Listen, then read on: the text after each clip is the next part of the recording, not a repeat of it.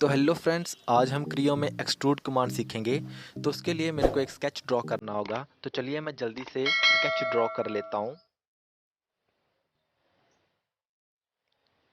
Sketch draw करने के लिए मैं एक रेक्टेंगल लूँगा और यहाँ पे एक रेक्टेंगल ड्रॉ कर लूँगा। रेक्टेंगल ड्रॉ करने के बाद मैं इसे डायमेंशंस दे दूँगा। डायमेंशंस देने के बाद मैं यहाँ पे ओके वाली ऑप्शन पे क्लिक कर दूँगा।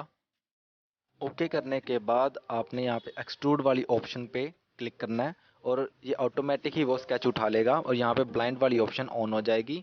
आपने जस्ट यहाँ पे वैल्यू भरनी है और आपका मटेरियल उस डायरेक्शन में ऐड हो जाएगा। अगर आप इसकी डायरेक्शन चेंज करना चाहते हो, इसको डाउनवर्ड या अपवर्ड करना चाहते हो, तो यहाँ पे एरो की ऑप्शन भी दी गई है। आप यहाँ पे क्लिक करके इसकी डायरेक्शन चेंज कर सकते हो। इसको यहाँ पे क्लिक करने के बाद आपको यहाँ पे दो और ऑप्शंस दिखेंगी। इन दो ऑप्शंस में यहाँ पे मिड वाली ऑप्शन पे जैसे ही आप क्लिक करोगे तो ये मटेरियल को अपवर्ड और डाउनवर्ड दोनों साइड में ऐड करेगा और यहाँ पे आप इसकी वैल्यू भी दे सकते हो। वैल्यू भरने के बाद ये अपवर्ड और डाउनवर्ड दोनों साइडों में उसको उस वैल्यू को डिवाइड करके मटेरियल ऐड कर देगा। इसके बाद जैसे ही आप ओके की ऑप्शन पे क्लिक करोगे तो ये हमारा प्रोडक्ट बन जाएगा। तो अब थर्ड ऑप्शन के लिए आपको एक स्केच की ज़रूरत और एक फ़ीचर की ज़रूरत पड़ेगी।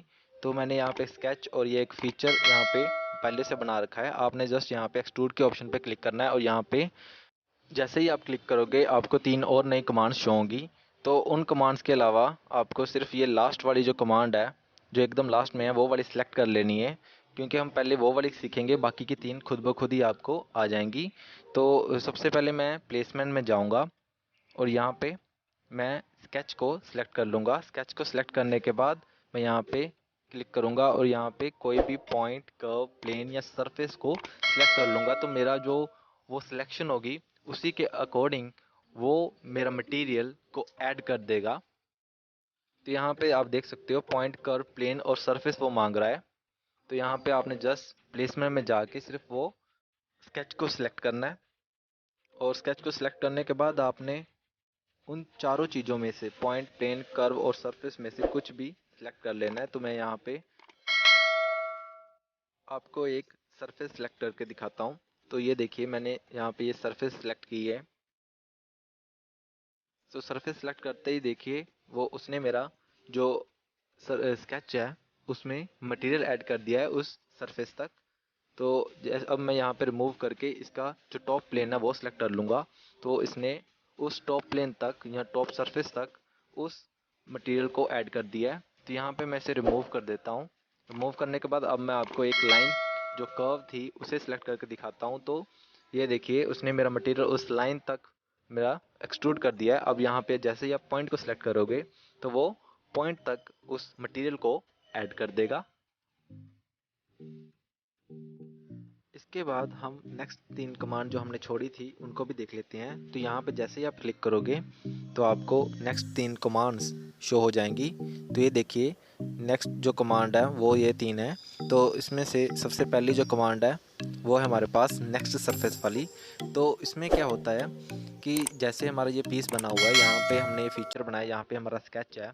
तो जैसे ही आप एक्सट्रूड पे क्लिक करोगे तो आपने प्लेसमेंट में जाना है और यहाँ पे अपना स्केच को सिलेक्ट कर लेना है। तो स्केच की ये मैं जो एक्सट्रूड है उसकी डायरेक्शन मैं यहाँ पे चेंज करने लगा हूँ और उसके बाद मैं अप टू सरफेस वाली ऑप्शन पे क्लिक कर दूंगा। तो यहाँ पे क्लिक करते ही जो उसके सामने सरफेस होगा वो वहाँ तक उस मटेरियल को एक्सट्रूड कर देगा। तो यहाँ पे हमारा जो मटेरियल है वो ऐड हो चुका है। अब मैं दोबारा से एडिट की ऑप्शन में जाऊँगा और यहाँ पे नेक्स्ट ऑप्शन जो है अब थ्रू ऑल सरफेस वो सिलेक्ट कर लूँगा। तो थ्रू ऑल सरफेस का मतलब क्या होता है, उसके लिए आपने क्या करना है, यहाँ पे इसको मैं शेडेड व्यू पे क्लिक कर लेता हूँ। तो यहाँ पे आपको कुछ नहीं शो होगा। तो शो करवाने के लिए आपको यहाँ पे रिमूव वाली ऑप्शन पे क्लिक करना होगा। तो जैसे ही आप रिमूव वाली ऑप्शन पे क्लिक करोगे आपको पता चल जाएगा कि जो हमारा मटेरियल है वो थ्रू ऑल वहाँ पे पास हुआ है। ये जो रिमूव मटेरियल वाली ऑप्शन है ये आपको लगभग सारी कमांड्स में देखने को मिलेंगी। तो ये मैं दोबारा से आपको बताऊंगा नहीं, क्योंकि ये यहाँ पे ही मैं क्लियर करने वाला हूँ। तो ये थी हमारी सेकंड ऑप्शन जिसमें हमने थ्रू ऑल सरफेस वाली ऑप्शन को देखा। तो नेक्स्ट जो ऑप्शन के लिए मैं दोबारा से एडिट के ऑप्शन में जाऊंगा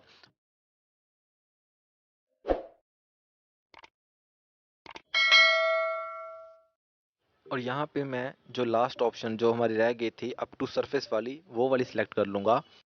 थर्ड जो हमारी ऑप्शन है वो अप टू सरफेस वाली ऑप्शन है, तो उसके लिए मेरे को एक सरफेस चाहिए होगी। तो चलिए मैं सरफेस को सिलेक्ट कर लेता हूँ। सरफेस को सिलेक्ट करते ही जो हमारा मटेरियल होगा वो वहाँ तक एक्सट्रूड हो जाएगा। तो ये देखिए मैंने यहाँ पे बॉटम सरफेस को सिलेक्ट किया और यहाँ पे रिमूव वाली ऑप्शन मेरी ऑन थी, इसको मैंने ऑफ कर लिया था।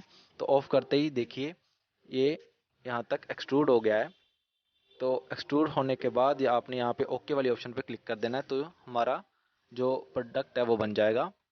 तो नेक्स्ट ऑप्शन के लिए मैंने एक स्केच को एक्सट्रूड किया है। एक्सट्रूड करने के बाद आपने यहाँ पे थिकनेस वाली ऑप्शन को ऑन कर देना है। ऑन करने के बाद आपने यहाँ पे थिकनेस की वैल्यू भर देनी है। तो आपका जो प्रोडक्ट होगा उसमें थिकनेस ऐड हो जाएगी। आप चाहें तो इस थिकनेस को इनसाइड या आउटसाइड भी रख सकते हो। ये वाले जो एरो हैं इन पे क्लिक कर लेना है आपने। इसके बाद आपने ओके के ऑप्शन पे क्लिक कर लेना है।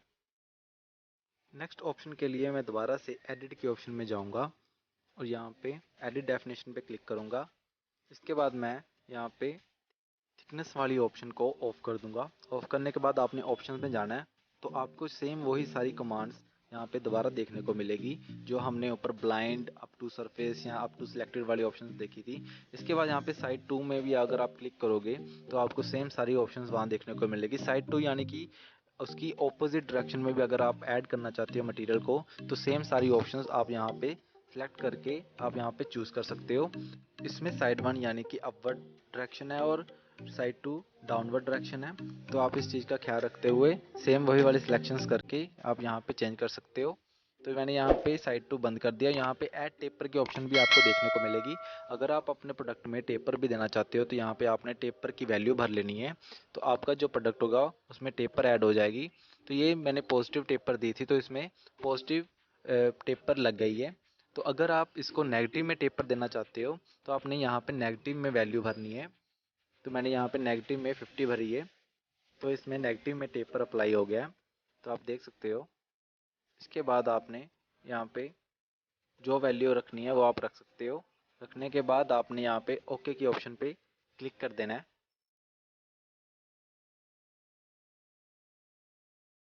तो ये था हमारा ऐड टेपर वाली ऑप्शन। इसके बाद नेक्स्ट ऑप्शन के लिए मैं दोबारा से एडिट वाली ऑप्शन में जाऊँगा और एडिट डेफिनेशन पे क्लिक करूँगा। इसके बाद मैं यहाँ पे आपको एक सरफेस वाली ऑप्शन भी शो हो रही होगी। तो आपने यहाँ पे एक्सट्रूड के साथ जो सरफेस वाली ऑप्शन है वहाँ पे क्लिक कर लेना है। क्लिक करते ही आपका जो प्रोडक्ट होगा वो सरफेस में कन्वर्ट हो जाएगा।